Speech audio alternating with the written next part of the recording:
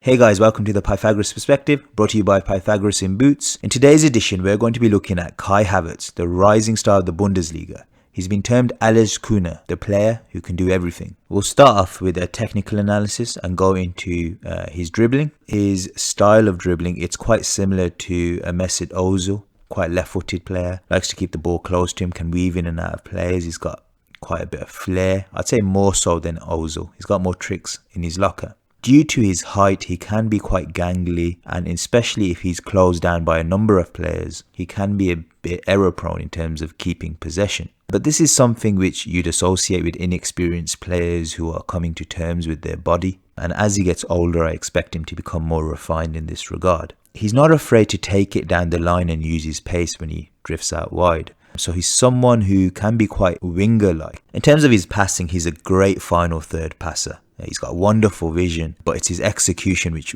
is astonishing. He's got great finesse and great delicacy with that left foot. He can find passes through the eye of a needle. His crossing is solid, especially when he drifts out to the left. He likes to drive it across the box like a Kevin De Bruyne.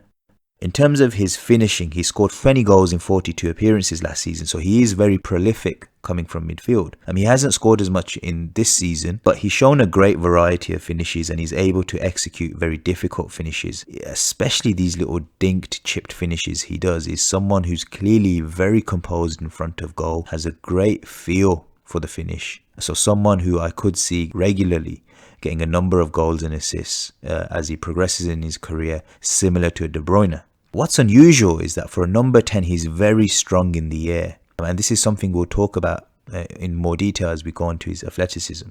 In terms of his movement, he likes to drift out to the right predominantly. He can also come deep to collect the ball, almost acting as a pivot. But he's quite risky in those situations, so you don't really want him to be coming that deep. I think personally, if he wants to become a number 10, he needs to show more movement across the pitch. He doesn't drift out to the left enough. He's mostly predominantly on the right side of the pitch. On the counter, his pace is very good. He can eat up yards and he knows when there's a potential counter-attacking opportunity on, and he gets himself into good positions. And his elusive movement inside the box, defenders never know whether he's going to go to the near post, far post. In terms of his defensive contribution, it really did catch my eye. The reason being, in terms of defending corners, he's a vital cog due to his 6'2" height. He's quite similar to how Cristiano Ronaldo used to be utilised for Manchester United from corners, where he's a key cog in terms of getting on the near post and being the first one to head the ball away. Which brings us on to his athleticism. He boasts a 6'2" frame. He achieved a top speed of 21.4 miles per hour last season. Out of 188 aerial duels last season, he won 86 of them, which made him the third most dominant player in the air in the Leverkusen squad.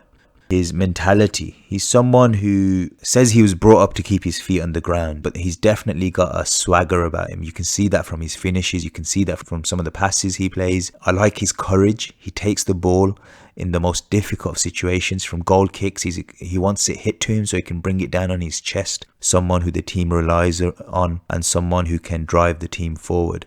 So he's not an average footballer from a mental perspective. Tactically, I see him as someone right now who definitely favours the right hand side of the pitch, which makes him a problem in terms of where he can go. If he was to go to Barcelona, he would be in that area where Messi drifts to, so the compatibility element would not be there. If he went to Liverpool, I could see him clashing with Mo Salah. I don't see how he would work there unless they shifted to a 4-2-3-1 and trained him up to go down the left hand side a bit more. And yet Liverpool have been the club that have been the most linked to him. I personally think he'd probably fit in better at a Bayern or a Real Madrid. In conclusion, I think he's someone who's without a shadow of a doubt going to become one of the best attacking midfielders in the world. He's a Ballon d'Or level talent. He's someone who will be a key player for Champions League contending teams. The Pythagoras perspective is this guy's headed for the top. Hope you guys enjoyed that video. Please like, share and subscribe, and see you guys again next time. Thank you. Bye.